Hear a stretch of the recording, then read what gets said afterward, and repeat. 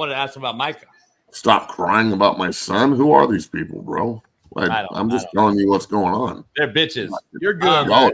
Fucking assholes. They're trying to just troll you to make you mad. I know. Hey, Matt, this happened. This happened last night. I predicted it to happen. You know the salary cap. You understand shit like this and how it works.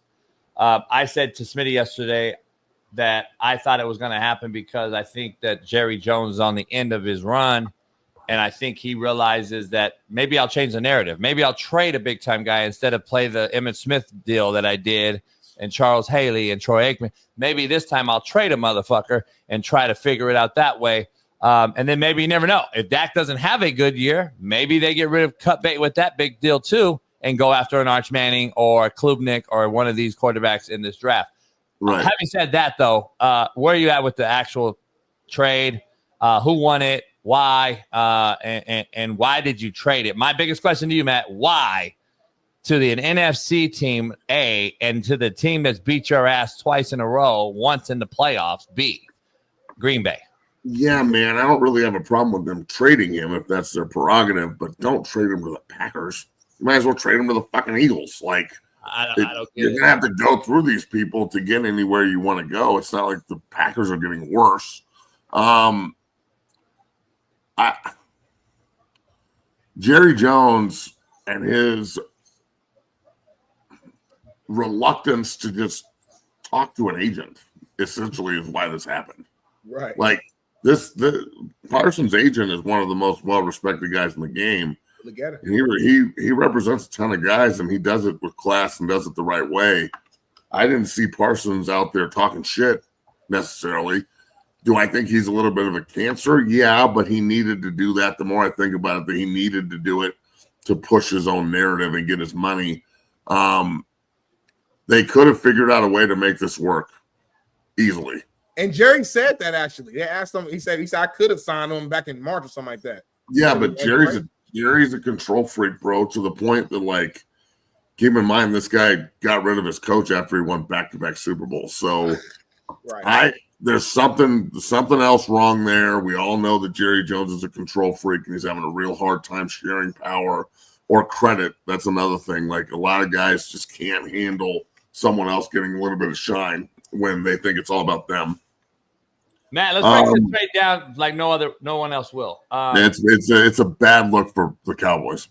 I want to break it down like no other show will. Where are you at? Here's my take. I think he's one-dimensional. Jerry Jones took a shot at him saying we want to stop the run. I thought it was hilarious. I don't believe he plays the run very well. Smitty and I have kind of dove into this throughout the year when the trade discussion started. But I want to dive into brass tacks here. 5 years versus 4-year deal. $40.5 million versus $45 million. And if you look at the two states and their taxes and such, overall, basically, he's going to make about $100,000 more. So to me, it seemed like it was a lot of ego involved, both sides, and that he just wanted out clearly. Now, that being said, Matt, you're going from playing indoors with an open and closed roof in a warmer city in Dallas, climate-wise. You know better than anybody. Mm-hmm. It's a different fucking ball game going outside and taking on the wrong arm. Trying to take on the puller, trying to take on the sniffer. You're going to take a face mask to that arm in 13-degree weather. It's going to be a fucking different game. So I'm trying to figure out how is he going to be a two-dimensional player in Green Bay when he couldn't even do it in a warmer climate in Dallas. That's my take. Look, do I think Micah Parsons is worth $47 million a year? No way. I just don't see it. So, but if the Packers think he's the missing piece, then this could be a Reggie White deal, and it could work out great for both teams. Could be a Herschel Walker deal for them. Yeah. Dallas is so dumb though. Like if this was going to happen, imagine doing it right before the draft and how much they could have got. Why not March, right? Yeah, March. Yeah. I mean, fuck. Any time other than now, right before the season, where you're just trying to offload them and then they try and spin it like it somehow was a benefit to them. I don't know. I think that the Cowboys, they've got to do a good job of picking first rounders now. They're going to have 3 first-round picks, their own, plus 2 from the Packers. And they got Kenny Clark, who, don't get me wrong, Kenny Clark's a hell of a player. 3 technique has made some Pro Bowls, but I don't know if he's going to be like this monumental run stuffer. You know, he's a great player, but you run defense is about like the whole. We've all got to be in the same gap and doing our jobs together, and they've notoriously struggled with that, regardless of whom they have playing defense. So whether it's Crawford and Dexter Lawrence and guys like that, they were still terrible. So this is a really unique situation where it's literally step back, and I guess we'll see. Like we'll see, and that's Gary. You got much all I can say about it. Who's the other kid? Gary in Green Bay, the other pass rusher. Rashawn Gary. Yeah, he's a good player, but he's not Micah Parsons. But he does play the run a little bit better. Look, will I agree that Micah Parsons is dog shit against the run? Yeah, but again, playing the run is an effort thing, and he just wants to pass rush. So when he wants to play the run and he wants to get dirty and put his nose in there, he can hold his own. He does a pretty good job. Yeah, he's capable. Yeah, when he wants to do it, he does a pretty good job. The question is, how often does he actually want to do it? Matt, I got a question for you. $47 million does he think he needs to? Like, I got a question for both of you guys. Why wasn't any of this big time act drafting wideouts, trading for when Aaron Rodgers was there? They never did no fucking trade like this. They clowning right now. They fucking getting receivers, JB. It's crazy, right? Everything Aaron Rodgers wanted, they're getting after he left. I remember we started this show, Smitty, well before you. We started the show like 4 fucking years ago. Me and Matt started doing this morning show, and Matt was going in on Green Bay like before Aaron was traded. Like, why the fuck haven't they got him a wideout? Why? And we used to break this down. Never. And then he leaves, and they continue to draft wideouts. They fucking make big trade like this. Like, holy fuck, man. They're just fucking slapping shit out of his ass on the way out, man.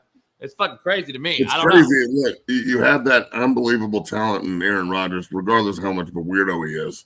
They didn't draft the first-round receiver the whole time they had him, and they almost refused to go out and spend money on defense and really fortify around him.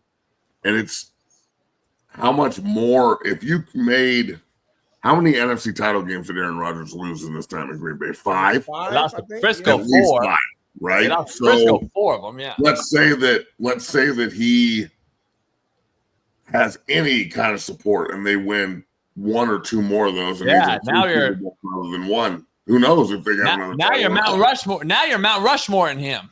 Yes. See what I'm saying? It's like that's crazy. It all plays into the same shitstorm. So again, Green Bay is a franchise that usually does things right, even though they're super cheap. And Dallas is a franchise that usually does shit wrong, even though they have this perception that they're not cheap. They are. They're cheap as fuck. So, Matt, Smitty, are you guys today that we wake up with this trade, are you putting Green Bay as the NFC favorite over Philly or the Rams now? No. They are more dangerous. I still think they're 3rd or 4th. Yeah, I'm with Matt on this one. I agree with Matt. They're more dangerous. Anytime you get a pass rusher like this, I mean, the guy, like you said, 12-plus sacks in his first, it was 4 seasons.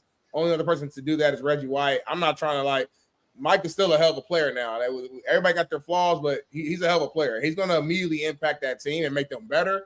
But the Rams, man, if Matthew Stafford is healthy and his back's okay, they're super scary, man. I'm not gonna lie to you. Philly just won last year. They're still loaded. And then, you know me, I like the Commanders. I know Jaden is young and people are saying sophomore slump. We'll see. I get it. But, I mean, those guys played the NFC Championship game just last year. So the Packers got to show me. Jordan Love, as talented as he is, I haven't seen that next step yet. I haven't seen that it factor, that shows me he can really do it. So I need to wait and see, kind of like Matt said, and see what they do. But yeah, I'm probably 3rd or 4th place right now.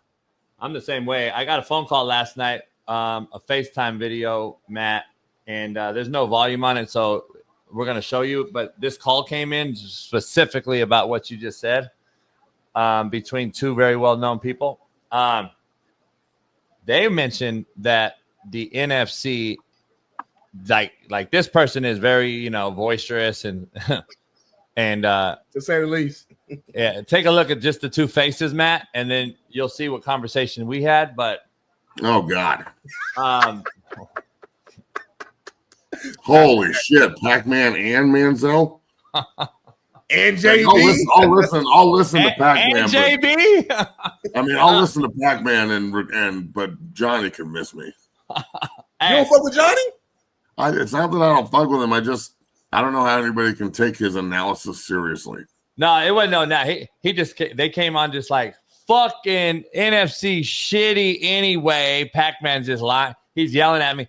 NFC shitty. Fuck, because he's a Jerry Jones guy because Jerry paid him, and so Pac-Man's like, fuck this dumb shit, like because Michael Irvin just had went on a podcast 5 minutes prior.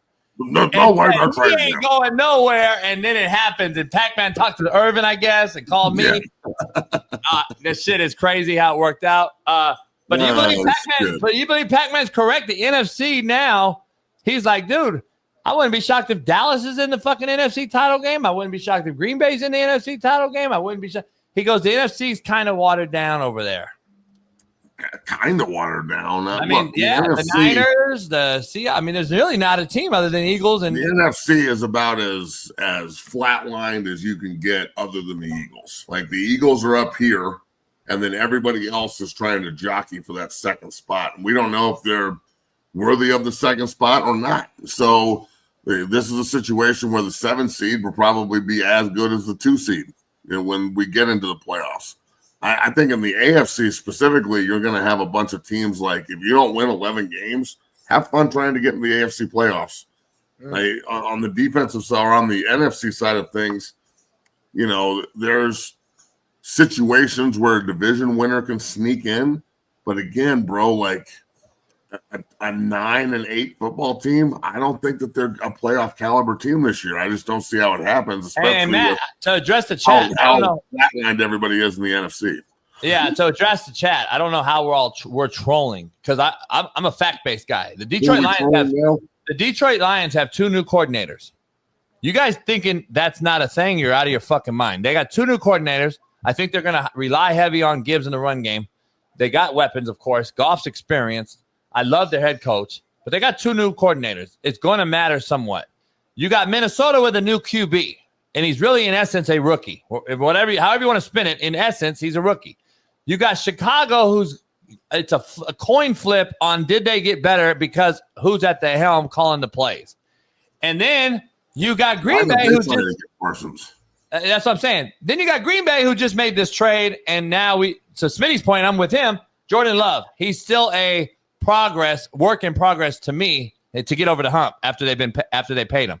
You go NFC East, Matt, the Giants will be better. I think the Giants are underrated up front. Their D-line is very fucking legit. They'll be better. But they're not going to I'm not saying a playoff team, but I'm saying they may be a team you don't want to play late to get in the fucking playoffs is my point. You got the Niners who we don't even know what they are right now. You got the Seahawks who are reeling from losing certain people. The Rams, if Stafford's healthy, I put them in the top.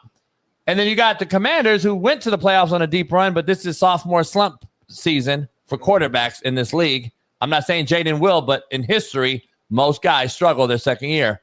So I'm just throwing it out there. The NFC, and don't even talk the NFC South. So, I'm just saying, let's be honest. The NFC kind of is a little bit of